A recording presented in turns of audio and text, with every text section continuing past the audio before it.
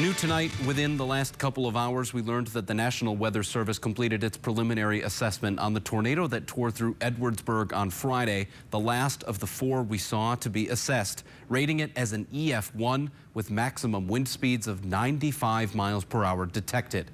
The tornado touched down around 3:11 p.m. on Friday and was on the ground for just over 13 miles.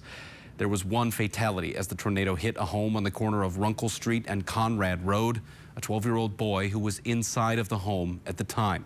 The tornado lifted just east of the intersection of South and Walnut as the parent storm continued to move northeast, eventually producing 3 more tornadoes.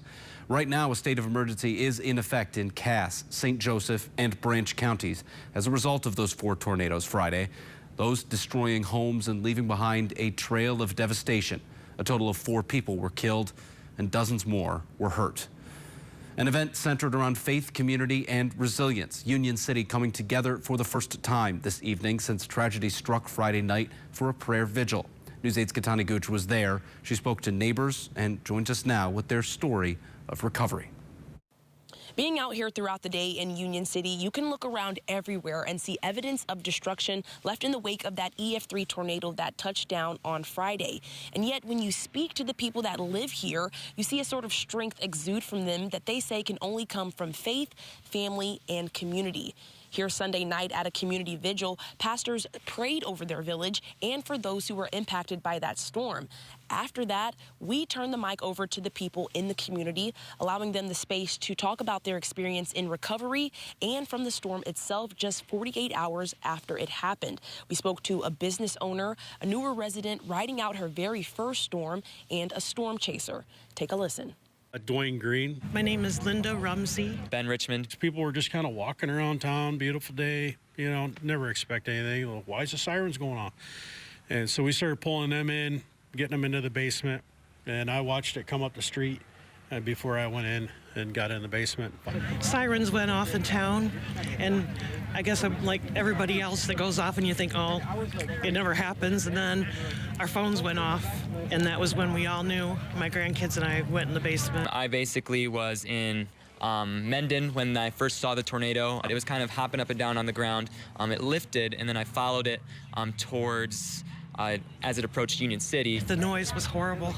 It sounded like a freight train. We just bowed our heads, held each other, and prayed. We lost some shingles, but it's nothing compared to what other people have lost. And it was one of the strongest tornadoes that I have ever seen, pretty much in my entire time of chasing, which is about 5 or 6 years. It's like a bomb went off in town.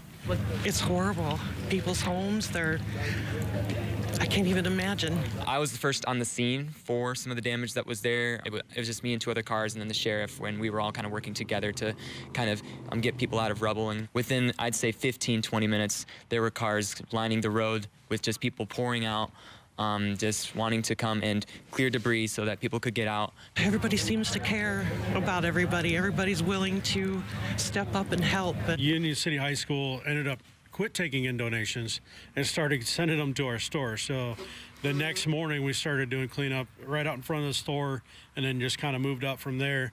So the initial shock is, you know, pretty much starting to wear off a little bit.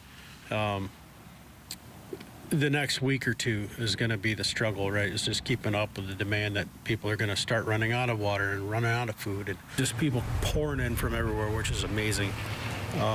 But it was nice to be able to kind of hug on some of the people in the community that are, you know, we see every single day, and you know, just be able to pray with them and for them to see that, you know, we're all kind of hurting, we're all here together, we're all here for each other. While being out here, I got the chance to speak with the city manager, and she told me if there's anybody still out there looking for more resources, whether that is food or shelter, she says to reach out to the Union City High School, and they will help direct you to where you need to go for those resources. In Union City, Katani Gooch, News 8.